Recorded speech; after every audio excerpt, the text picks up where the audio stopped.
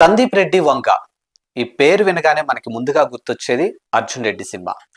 అర్జున్ రెడ్డి సినిమాతో రెండు తెలుగు రాష్ట్రాల్లో ఒక డైరెక్టర్ గా తన సత్తా ఏంటో చూపించాడు అని చెప్పడంలో కూడా ఎలాంటి సందేహం లేదు.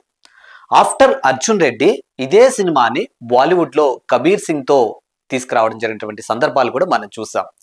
ఆ తరువాత యానిమల్ సినిమాతో యావత్ భారతదేశం మొత్తానికి పరిచయమైనటువంటి డైరెక్టర్ అని కూడా చెప్పొచ్చు. ఎందుకంటే యానిమల్ సినిమా ఆల్ ఓవర్ ఇండియాలో ఏ రేంజ్ లో హిట్ అయిందో కూడా మన అందరికీ తెలుసు. కంప్లీట్ గా రణబీర్ కపూర్ ని ఒక మాస్ లుక్ లో and at the same time తన తండ్రికి ఒక కొడుకుకి ఉన్నటువంటి ఎమోషన్స్ ని బ్యాలెన్స్ చేస్తూ, ఆ మాస్ లుక్ ని బ్యాలెన్స్ చేస్తూ, ఆ రగడ్ యాక్టింగ్ ని బ్యాలెన్స్ చేస్తూ, అవసరమైనప్పుడు ఎక్కడ తగ్గాలి, అవసరం లేనప్పుడు ఎక్కడ మాట్లాడాలి, ఇలా చెప్పుకుంటూ పోతే అసలు యానిమల్ సినిమా గురించి ఎంతైనా చెప్పొచ్చు.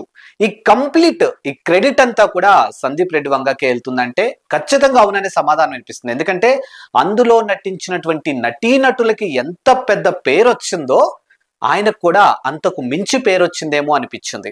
ఇక ప్రస్తుతానికి ఆయన ప్రభాస్ తో స్పిరిట్ అనే మూవీ చేస్తూ ఉన్నారు.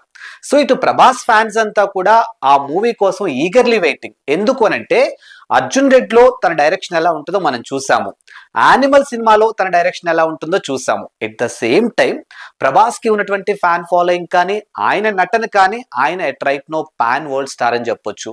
మరి వీళ్ళిద్దరి కాంబోలో ఒక సినిమా వస్తే ఎలా ఉంటుంది? అసలు దాన్ని మనం ఊహించటానికి కూడా సరిపోవేమో అనిపిస్తుంది. ఎందుకంటే మన ఊహలకు కూడా అందదేమో అలాంటి ఒక సినిమా రాబోతుంది. మరి ఈ సినిమాలో నటించే నటీనటుల విషయంలో కూడా ఖచ్చితంగా సందీప్ రెడ్డి వంగ చాలా జాగ్రత్తలు తీసుకుంటూ ఉంటాడు. సో ప్రభాస్ సరసన నటించే అమ్మాయి విషయంలో కూడా అంతే జాగ్రత్తలు తీసుకోవాల్సిన అవసరం ఉంటుంది. ఎందుకంటే పాన్ వరల్డ్ లెవెల్లో రాబోతున్నటువంటి సినిమానే చెప్పొచ్చు. సో అండ్ యానిమల్ సినిమా తర్వాత, దాని రిలీజ్ తర్వాత ఆయన మీద ఒక రెస్పాన్సిబిలిటీ అనేది చాలా భారీగా ఉందని కూడా చెప్పొచ్చు. సో అందుకోసం ఆయన ఈ సినిమా కోసం చాలా జాగ్రత్తలు తీసుకొని, ఆ నటీనటుల విషయంలో కూడా చాలా జాగ్రత్తలు తీసుకొని వాళ్ళని సెలెక్ట్ చేసినటువంటి అంశాలు మనకు కనిపిస్తున్నాయి.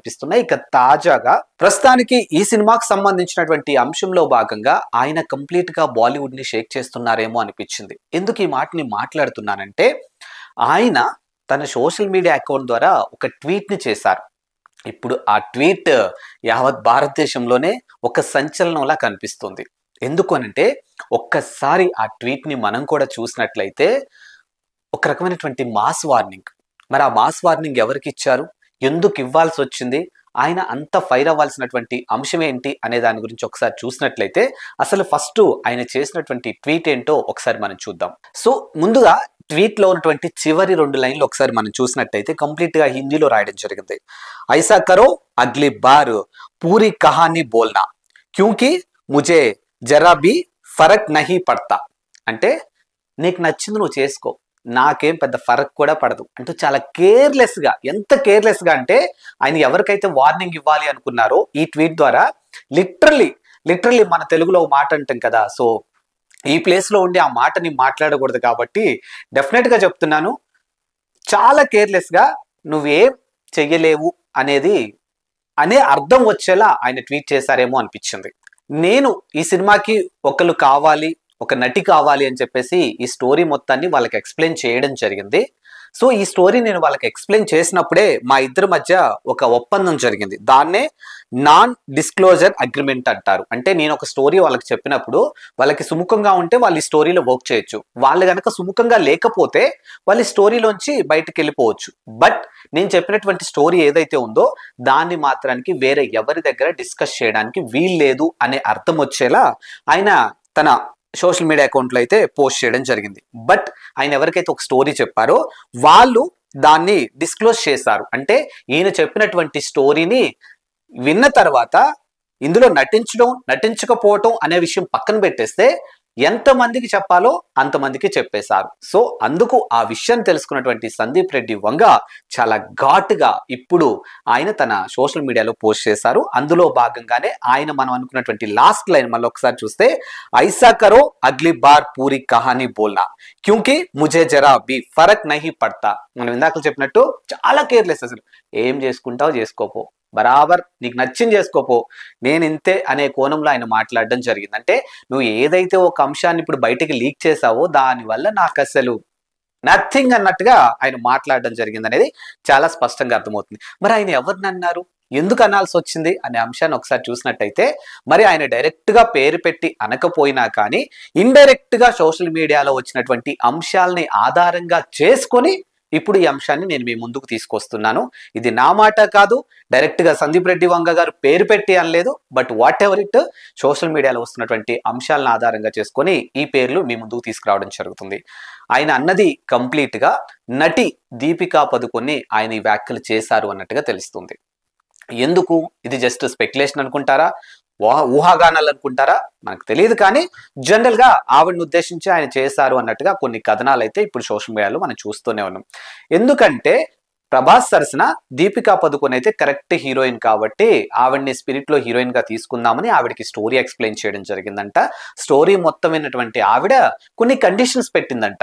నేను సెట్ లో ఇన్ని గంటలు మాత్రమే ఉంటాను, నా జర్నీకి ఇంత టైం తీసేయాలి, అండ్ మోర్ ఓవర్ ఏంటంటే నా పాత్ర అనేది చాలా బలంగా చూపించాలి, అండ్ ఇంకోటి ఏంటంటే రెమ్యునరేషన్ విషయంలో నేను ఎక్కడా కాంప్రమైజ్ అవ్వను, నాకు ఈ స్థాయిలో రెమ్యునరేషన్ కావాలి అనే కోణంలో కూడా ఆమె కొన్ని కండిషన్స్ పెట్టినట్టయితే తెలుస్తుంది అనే అంశాలని ఇప్పుడు మన సోషల్ మీడియా వేదికగా చూస్తున్నాం. సో ఆ కండిషన్స్ కి ఇష్టపడినటువంటి సందీప్ ఆమెని సినిమాలో నుంచి నువ్వు వద్దు అనుకొని మరో నటి దగ్గరికి వెళ్ళినటువంటి సందర్భాలు కూడా ఉన్నాయన్నట్టుగా తెలుస్తుంది. సో మరో నటి దగ్గరికి వెళ్ళారు అనే కోపంలోనా లేకపోతే తనని కాదన్నారు అనే కోపంలోనా తెలియదు, కానీ దీపికా స్టోరీని బయటికి రివీల్ చేస్తుంది అనే కోణంలో సందీప్ రెడ్డి ఇప్పుడు చాలా స్ట్రాంగ్ గా చాలా ఘాటుగా స్పందించారనేది మాత్రం ఈ ట్వీట్ ద్వారా మనకు అర్థమవుతుంది. మరి దీపికాని కాదు అని సందీప్ రెడ్డి ఎక్కడికి వెళ్ళాడు అని అంటే మనం చూసాము, ఆయన చేసినటువంటి సినిమాలో యానిమల్లో సెకండ్ హీరోయిన్ అని చెప్పొచ్చు తృప్తి. సో తృప్తి యాక్టింగ్ ఎలా ఉందో మనందరికీ తెలుసు. ఆమెకి రణబీర్ కపూర్ కి మధ్య ఉన్నటువంటి ఆ కెమిస్ట్రీ ఎలా ఉందో కూడా మనం చూసాం. ఎంత బోల్డ్ గా చూపించాలో అంత బోల్డ్ గా చూపించారు ఆ క్యారెక్టర్ లో తృప్తిని. కంప్లీట్ గా ఆమె అందాల ఆరబోత ఆ సినిమాలో మనకి చాలా స్పష్టంగా కనిపిస్తుంది. అలాంటి ఒక హీరోయిన్ ని ఇప్పుడు మన డార్లింగ్ ప్రభాస్ సరసన పెట్టబోతున్నారు అన్నట్టుగా ఆయన ఈ ట్వీట్ ద్వారా కూడా చెప్పడం జరిగింది. స్పిరిట్ అని ఒక లైన్ రాసి భారతదేశంలో ఎన్ని లాంగ్వేజ్లు ఉన్నాయో అన్ని లాంగ్వేజ్లో తృప్తి పేరుని రాయడం జరిగింది. అంటే ఇదంతా కంప్లీట్ గా దీపికా పదుకొనికి కౌంటర్ గా ఆయన చేశారు అనే అంశాలు కూడా ఇప్పుడు సోషల్ మీడియా వేదికగా వస్తున్నాయి. సో ఇక్కడ మనం మాట్లాడుకోవాల్సింది ఏంటంటే ఈ స్పిరిట్ కి సంబంధించినటువంటి అంశంలో అటు సందీప్ కి ఇటు దీపికా పదుకొనికి మధ్య జరుగుతున్నటువంటి కోల్డ్ వార్ అనొచ్చా లేకపోతే ట్వీట్ వార్ అనొచ్చా, వాట్ ఎవర్ ఇట్, మొత్తానికైతే ఒక తెలుగు డైరెక్టర్ బాలీవుడ్ ని షేక్ చేస్తున్నారు అనడంలో మాత్రానికి ఎలాంటి సందేహం లేదేమో అనిపిస్తుంది ఈ సోషల్ మీడియాలో వస్తున్నటువంటి కథనాలన్నీ చూస్తే.